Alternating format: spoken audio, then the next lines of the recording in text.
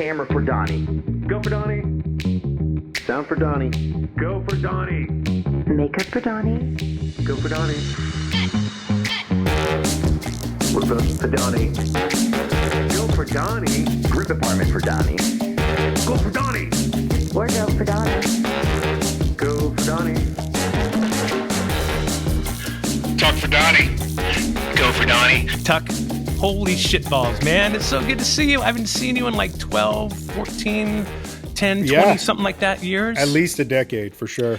Oh my God. So everybody, this is Justin Tucker. Tuck and I worked on a little show called Duck Dynasty. Season 1. Back in the day, season 1. I can't believe we did that. But hey, you guys, after that, stay tuned for Switch to Channel 2, where we get to ask Justin some more questions to get to know him better. So his audience and our audience gets to know you a little better, and just some fun answers we're going to get out of you. So let's get back to Duck Dynasty. Oh, wait, before that. So I always try to prep a little bit. I mean, obviously the show is just about some fun, crazy shit, but I like to know my friends a little better. And since it's been like 12 years since we worked together, I was like, let me just go down this rabbit hole and check out his resume. And I got all the way back before we worked together on a little show called Little Chocolatiers. Oh, yeah. Yeah, that was my Relativity. God. Yeah. It's so funny because now there's the running joke with us because we were working at TLC the same time as Little Chocolatiers was happening. The Little Channel. Discovery Studios up on La Cienega there. Yep. And our running joke, because it was a show called The Imploders. So we were dealing with like dynamite and like, people blowing shit up, like dangerous shit. And we had come back and we'd always hear about Little Chocolatiers. And so we'd always kind of make a running joke, well, this isn't Little Chocolatiers, where you can really get hurt. So, dude, you got to tell me a little about Little Chocolatiers. So I did post on that show. I did post on that show. So I wasn't in the field, but I think it was Salt Lake City where that was shot. But yeah, it was. I mean, it was back when TLC, we used to call it the Little Channel because it was all little people. Like all their shows were based around that, and not all, but a good portion of those.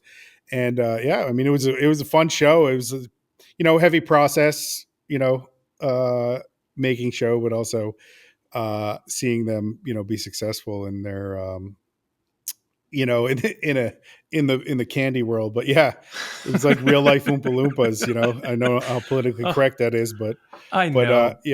But that's kind of back when you could do that in reality. I don't know that you could do that now. You probably couldn't get away with that. But isn't it weird how we go through like these, I don't want to say fads, genres, like periods of like what's really, really hot and then it goes away. Yeah.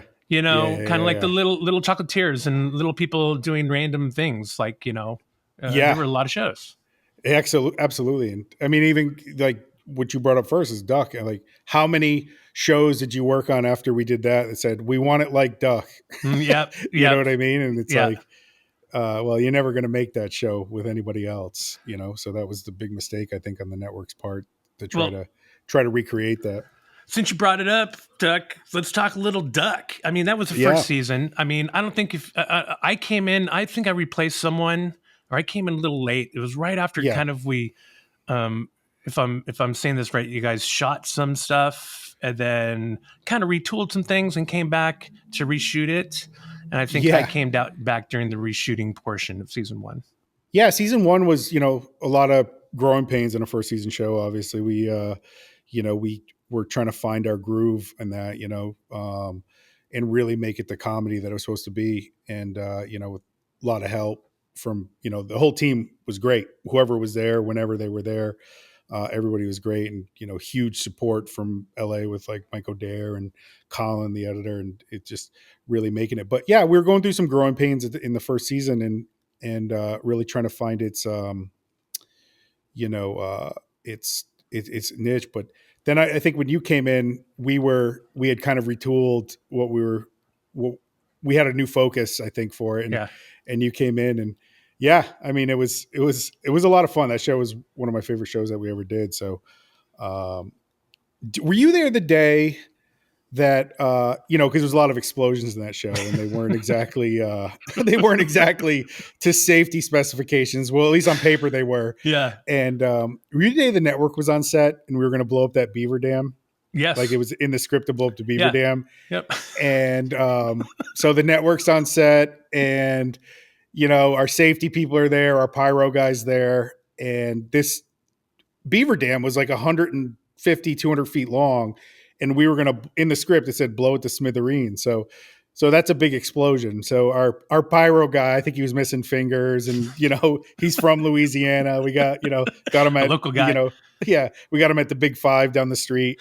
Just a local guy.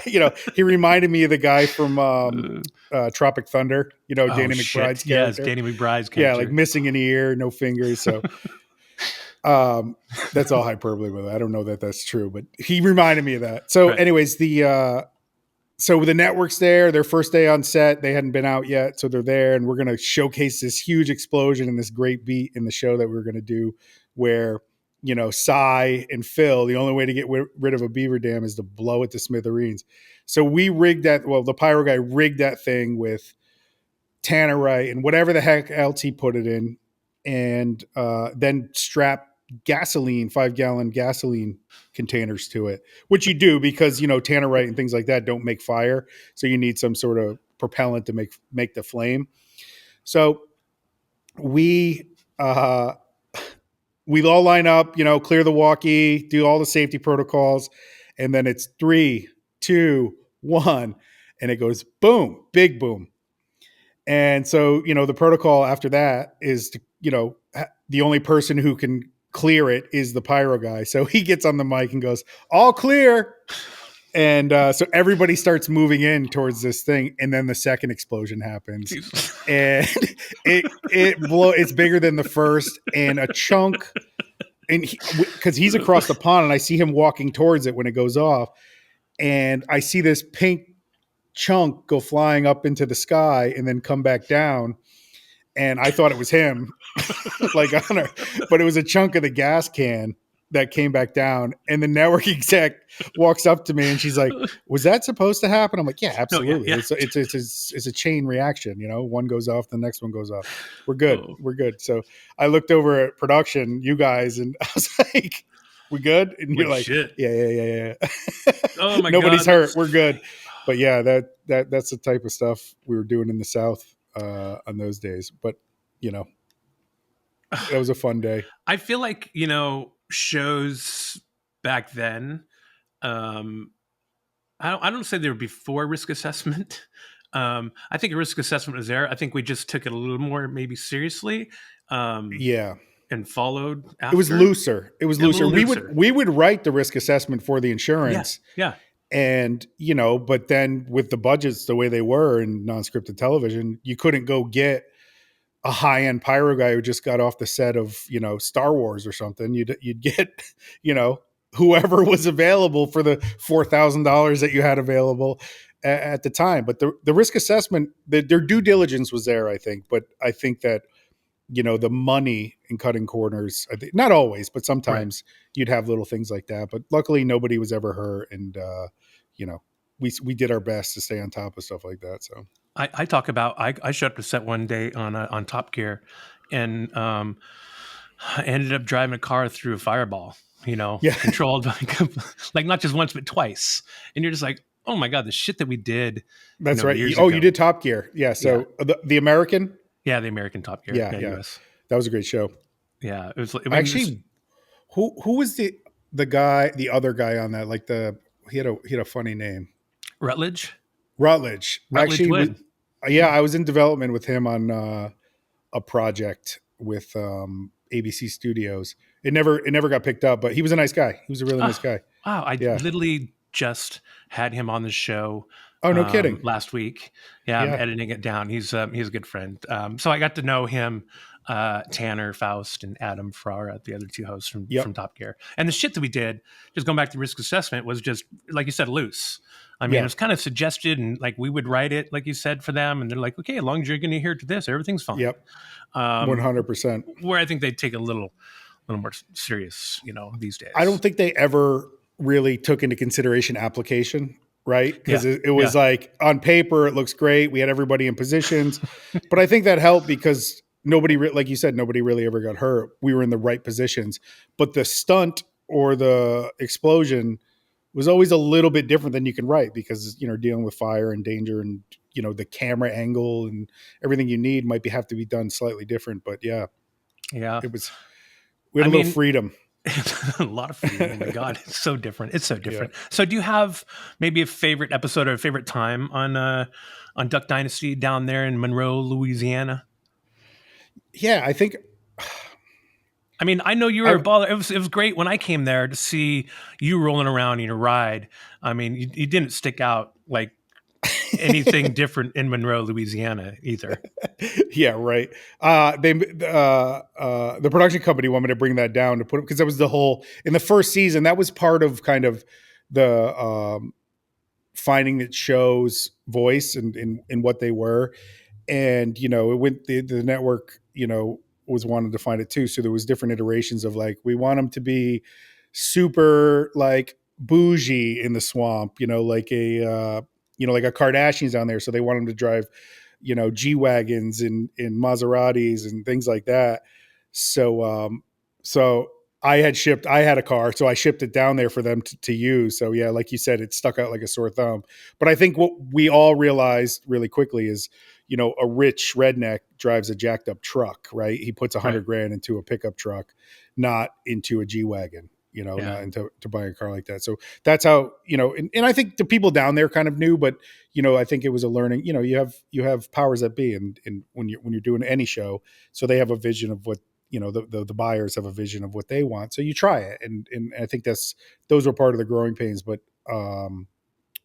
we definitely found it, when Willie pulls in with his Skyjacker, Chevy with flames painted on the side, like that's rich to them, That's making it right there. So there's flames, some chrome on the back. Exactly. Oh my gosh. The old Inland Empire. That's like the Inland Empire out in LA. You can't find a truck without a lift kit. So do you have a favorite, I don't know if you want to say castmate or a favorite Robertson? Yeah. A favorite Robertson. I really clicked with Jace. Jace and I were super tight. I love them all. Phil, Willie, all the women, everyone was great. But Jace and I, and Cy too. Cy, we really clicked. And, helping Jace find his funny was always fun. Because Jace was down. Jace would question things, but he was always down to try something. And we on set would do little things with Jace to make him a little funnier. And, in the script, or outline, we would say Jace enters Willie's office because he had built his office on the other side and Willie didn't know. So we ran the scene and it was all right. But then doing little things like, hey, Jace, hold this mini cupcake while you do it, and giving him a little miniature cupcake with pink frosting. And he just walks in eating it going, hey, Willie, just like this big burly guy with a little cupcake. But he was down. And I think and then Jay started really trusting myself and, the team's intuition on how to elevate them without making them look stupid, and Jace really liked that. So Jace and I really click. We still talk all the time. So that's so cool. Well, not all the time, but no, yeah. You just mentioned something that I tie into the reason why. Well, it's kind of sort of a reason. It goes back to camaraderie. It goes back to trust. And getting the trust out of the people you're working with, whether it be the talent you're working with or other crew members that are working with or for you, is gaining that trust and them trusting you and you trusting them back. And that's cohesion. And it's really cool to see that come together because obviously you can see it on camera, and it made a difference on the stuff that, you were able to get, the Robertsons to do for the show. Yeah. I mean, the history wrote itself with that show. I mean, the show became, it was competing with The Walking Dead, I think, in like season 5 or something like that. Yeah. For the top spot of the night. So, it became what it became. And then, obviously it had its hiccups along the way, with controversy, but they're good people and they're a really great family and never let that, get to them. It's coming back though. Duck's coming back. I don't know. Is it really? Mm-hmm. Nice. I know they have some podcasts. I know they've been, doing some things, right? Yep. Like keeping out there. Yep. Yeah. No, A&E got picked up some more. So it's with the, I can't really get too much into it, but it's with with a few other family members. And so. That's cool. I mean, everything does have a shelf life and it seems like things can come back and they are successful when they come back. And I mean, right now is the time, especially right now. Yeah, I think it's not going to buy anything now, new. right? I mean, shit, Yeah. Networks are losing their minds right now. It's the Wild West out there for network execs and networks themselves. I mean, they're hemorrhaging money. YouTube holds 72% of ad share across the entire industry. That's nuts. So what they used to have for budgets are depleting, right? Right. 72% of all content consumption is held by YouTube right now. Holy cow. The younger generations only watch YouTube. I don't know if you have any kids, but my daughter, all she watches is YouTube. And, it's really in streamers, streamers themselves. I have a YouTube channel that I do, and we had a great first year, and now we're getting an influx of money into it from investors. But we had to do this like market research for the investors, and there's a heat map that exists that we built of ad dollars and where it's going, and it's represented by not a pie chart, but like circle swells, and the share that Microsoft, YouTube, Nvidia, and some of the other big tech companies, of the revenue that they're generating from ads compared to the micro dots of what we knew as the stakeholders of our industry, right? It's unbelievable. Every time you see an ad on YouTube, it's $1 away from the it's $1 away from the cable channels that we in the big three too, that we used to work for. So that's why you don't see a lot of green lights. Wow, it's nuts. And I always say that where these kids, they don't know where network TV is. They don't know NBC, ABC. There's nothing for them to watch other than maybe sport, but even sport. I mean, they have the YouTube TV if they're going to have any kind of TV whatsoever. So YouTube's definitely the way of the future. So I'm glad that I saw the writing on the wall last year and started a YouTube channel. Maybe it's just a couple of podcasts and some content, but hopefully, congrats to you to have that foresight. Thank you. Because there's still obviously production going on, and there always will be, because there's an insatiable need for content everywhere. So something's going to, there's going to be a new medium that we all work in, because we're all working professionals and we know how things are done.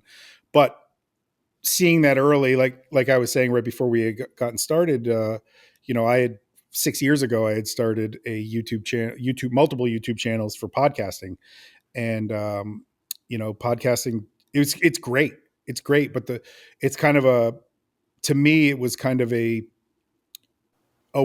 put yourself in a box a little bit. You have to break through it. So you're either at a level where you have local support, you have a podcast that's locally loved, and you can, I don't know how much you want to get into this. I'm sorry. But no, go. I'm all for it. I can cut around anything. It's not a problem. Okay, cool. I love this shit. If you have a podcast that's locally loved, you can go to the local pizza shop and be like, we'll advertise. And so that's great. And you can really make some money doing that. You get 10, 15 businesses that get behind it. You can really start pulling a revenue off of it. But the problem is it becomes a self-fulfilling prophecy when you start getting some success, right?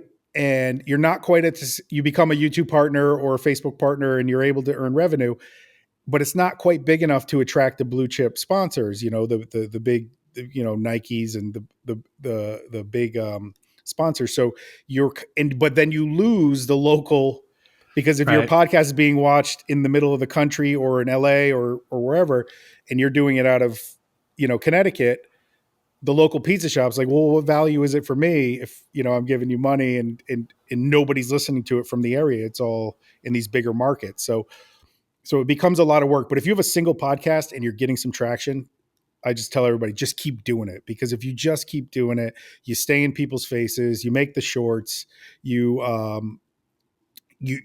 not something until you are something. I don't know how many times all of us have just been sitting there watching, reels, and you see somebody new, and then you see them again, and then you get locked into someone's algorithm, and then next thing you know, they're a thing only because they stayed on it and they became a thing, and they're making good content too. Constant work. Yeah. It's a grind. That's for sure. I mean, I never thought I would be doing this and figuring everything out, everything that goes with Takes it some from balls. start to finish. It does, and now I'm just trying to, write it and try to finish off on some, some episodes and projects and get more traction. But it's so much fun. It's so rewarding. It's like, It is. especially in It these is. times when there's nothing going on, if you're not working, when our industry is really slow, it's something good to channel all that energy you have into something to keep moving forward. It's also super nice not having a boss. Yeah. And you can make, you know what I mean? And you can make content that you've always wanted to make, and you see people responding to it. And you're like, okay, I'm not an idiot, right? Yeah. I know how to make stuff that people watch, and now I can do it for myself. And I think that's what's really cool about the platforms.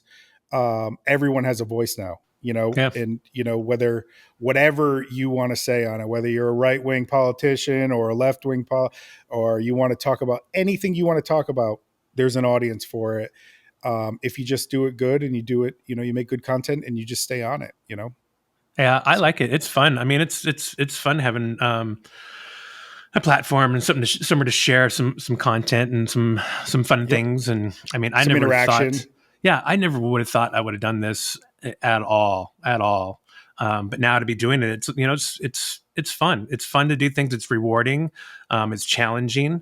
And like you said, there's no boss. Like I kept consulting with friends, either camera operators or editors or whatever about what I was doing, and they're like, "Dude, just do whatever you want.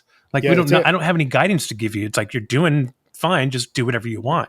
And so I stopped asking. And you also know it. I think the concept of your podcast is something you've known for 20 years. You know what I mean? Yeah. So it's really easy to talk about. You're not doing baking recipes and things like that where you have to learn that too. You're able to make content about your expertise and what you lived through. And I think it's organic and I think it's really cool. Well, thanks, man. I appreciate it. And it. hopefully it keeps going and, I can chat with other people about some crazy stories. So speaking of crazy stories, I need to grab at least one more out of you from your time in production, since you've been in this for probably about as long as I have, Tug. Yeah. 20 years. Yeah. Started on Ghost Hunters. Oh, man. Yeah. Ghost Hunters with Craig Pelagian back when Pilgrim Films and Television was like 20 people. Yeah. And I worked with them for a long time. And then so a crazy story. Let's see here. It's got to be one from I did a show, ran the show Ms. and Mrs. for a while for Buna Murray. That show was a lot of fun. Mike, there's got to be stories with Mike there. But think about, I don't know, you can think also about all the things you've been able to do from our industry. I've traveled around the world 2 times on the company's dime. Yeah. I've done some of those crazy shit, seeing the Grand Canyon, writing side-bys out for a pilot we were filming. So you're getting paid to do some of the craziest things. And some of the best days of my life are from work, from, what I was given from this amazing industry that we work in.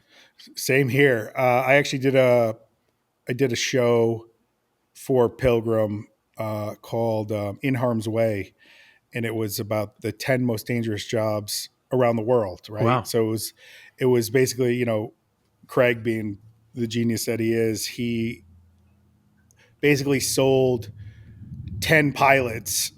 You know what I mean? Each one was a different dangerous job. So if one was like really cool, you go down that whole series. Yeah. So the problem with it was a time by MRC on CW, and it aired after Gilmore Girls. So it didn't really do that well. But yeah, on that show, we dug landmines in Cambodia by hand. I say we, the talent did.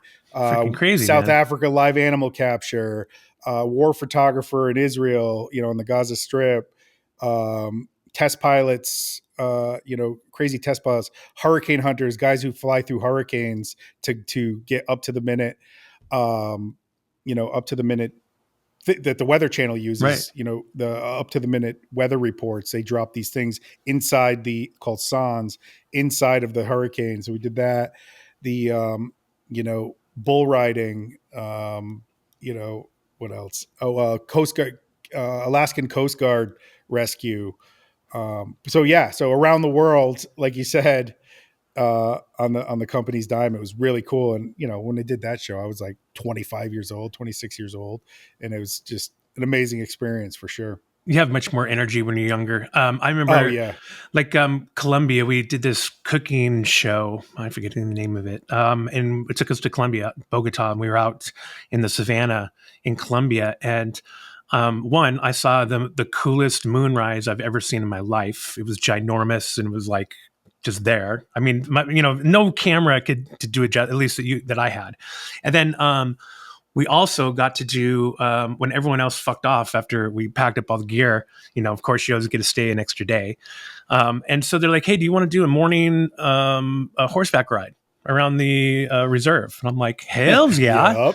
Yep. So you get on horseback, and I'm doing the sunrise horseback ride. I haven't ridden a horse since I was a kid. They're like, "Okay, we're gonna start trotting. We're gonna run now." And I'm just like, "What?" I'm like, "Okay." So here we are running with horses.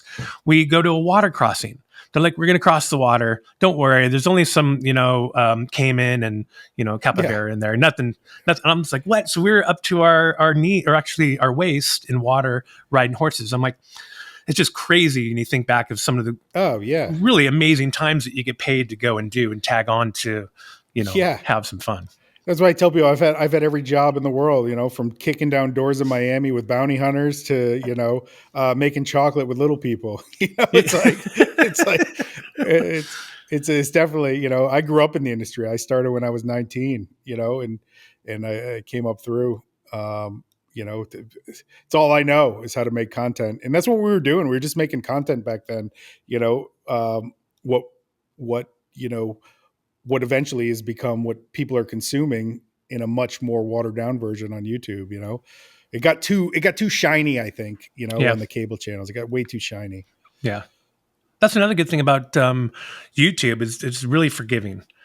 Yeah. Clearly I have, you can see my backdrop is this great photo that we took in North Carolina on a shot or on a shoot that you can't see right now, but I'll throw it in. But yeah, I mean, it's so forgiving, the things you can do, the things you don't have to do, as long as that good audio is sounding good. That's right. And you connect with an audience, Yeah. Yeah, that's the biggest thing is finding the audience and connecting with it. And I'm trying, and hopefully they'll come out. So if you have any other friends that have some fun stories that want to come and share, I mean, I can give you some way better people than me. I'm a behind the camera guy. I love writing and producing and making things come to life and making the people in front of the camera come to life. But when you first asked me to do this, I was like, yeah, I'll do it. But these people are way better than me at this. But I can definitely serve up. Some people. It's all about a good memory or two. I mean, the whole reason why we came about this is because we talk about the fun shit we did on Top Gear. We'd always talk about the fun shit and stupid shit we did on Top Gear. Everyone get tired of it. My wife hated it. Other friends and family that didn't work on that show didn't want to hang out with us because we always talked about it. And so when we came to the idea to do this, I was like, fuck, why not? I mean, because some of the stories, they're stupid stories. Like, dude, I was just talking to Rutledge the other day about drifting a 35-foot motorhome around a dirt oval track in an episode, right? And looking down, I'm looking down, and there's Rutledge in his beat up Honda, RV thing. I mean, it's just stupid shit like that where you're like, God, I love what I do, and all the stories that come out of it are just so much fun to be able to share. Absolutely. I mean, everybody who works in the industry knows that the real show, and I think it's been said 1,000 times, is like turn the cameras around on the crew while you're making a show. It's like, that's the show. It's like watching everything going down, behind the scenes stuff. Scrambling, blowing shit up. Oh, yeah. Shooting at things. Figuring stuff out on the fly. Like, just having to like come into a stone wall and being like, how are we going to figure this out? And you always do. I think some of the best scenes have come out of that, where you have to make it up on the fly. Something happens, you have to switch gears really quick and come up with something. And usually it's a lot better than what you had planned. Absolutely. Couldn't agree more. And that's how it used to be. It feels like back in the day on set, you, the showrunner, were able to make some ideas on the fly without having to go and get all these approvals from these people that hired you for a specific reason to be able to do exactly that. It 100%. seems like that's I watched the evolution of that. It's like being, completely reality, right? And like documenting to, those took too long, and it just the making it the McDonald's menu, right? It's like we got to streamline this production. We got to get it down to an episode every 4 days. So we want scripts, and then eventually it was table reads, and then it was planning it out, and it just got a veneer on it where I think it kind of killed itself a little bit, because it became like I said, fast food of TV. Where when it started, it was more of like a peeking into a life that somebody didn't know existed, whether, we started with Cops or Real World or whichever one came. That's the chicken or egg conversation, right? It's like, which was the Real first World. reality show? I think did it. I mean, we can just really quick. Didn't Cops come out before Real World? I would think, yeah, for sure. And they call that the first reality show. But then when you think about formatted reality, I think Real World. So it's like people argue like what the first reality show is, but Cops is more documentary, a docu-follow of different police departments. But whatever, the debate. But you look at stuff like that when it had no veneer and it was a look into life. And I think we created, it just kept getting more and more glossy over the years. And I think they're going back. They're dialing it back a lot. I'm doing a Netflix show right now where it's like, no, we want to see what goes into this. So yeah, the CCTV look instead of right. 6K. Yeah, exactly. Everything's really set up. Do you have a favorite genre of content you like making? Comedy, for sure. 100% comedy. I like doing other things for the challenge, but comedy's easiest for me. I'm hilarious. No, you're fucking hilarious. You're a funny fucking guy. You know that? I was voted the fourth funniest in my friend group. There's like 6 dude, that's huge. So you got that going for you. I got that going for me. But no, comedy for sure. And I love the taking it from creation, shooting, and then back into post. And because there's a metronome to how you edit. It's a rhythm to the comedy. So it's in like real comedy, not just like, oh, there's a funny moment or things like that, but really, really weaving, the ultimate show for me is like Curb Your Enthusiasm. Like, beautiful. Love you know that what show. I mean? How everything is woven and it has, the jokes are, on point to the plot, and it's that's, I think the genre I love the most. God, I wish I was that intelligent to write something like that. I wish I was that fast, so smart, like quick to have that forethought of like, think about this coffee cup. How can we make and arc this, back to this coffee cup and make this whole show? Oh yeah. I mean, Larry David's the pro, right? he's like, yeah, did you see the season finale of Curb? Yeah. He tied back this Seinfeld episode season finale. Yeah. So he's just brilliant, but yeah, I love that.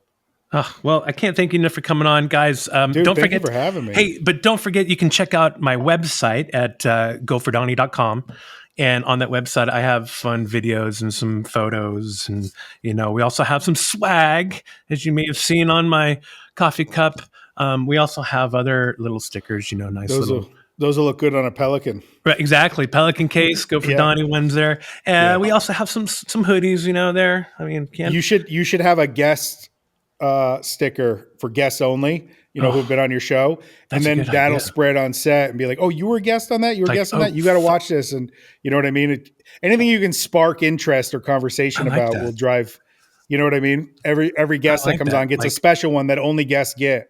You know what I mean? I'm trying to think like, how can I make it different? How can I already make it different? All right. I'm going to have to, I'm going to smoke on that. But you can also get hats too. There's some, oh, cool. Fancy little, we're so fancy. We're so fancy at Go for Donny. Swagging it up. And this is also not just an audio podcast Tucker. This is also a video podcast, so I do have a channel on YouTube. Great. It's at Go For Donny, where you can check out that, and Switchy Channel 2, which is coming up next, where we're going to get to ask Tuck some more questions to get to I'll know him subscribe right now. a little better. So, Tuck, I can't thank you enough, man. Just remember what my mother-in-law always says. She says, hashtag HTFU. HTFU, Tuck. Can't thank you enough, man. Thanks, dude. Dude, thank you for having me. I appreciate it. All right, dude. Take it easy. See ya. Production for Donny. Go for Donny. Locations for Donny. Go for Donny. Habitat for Donny. Go for Donny. Hey, Donny, what the hell are they doing?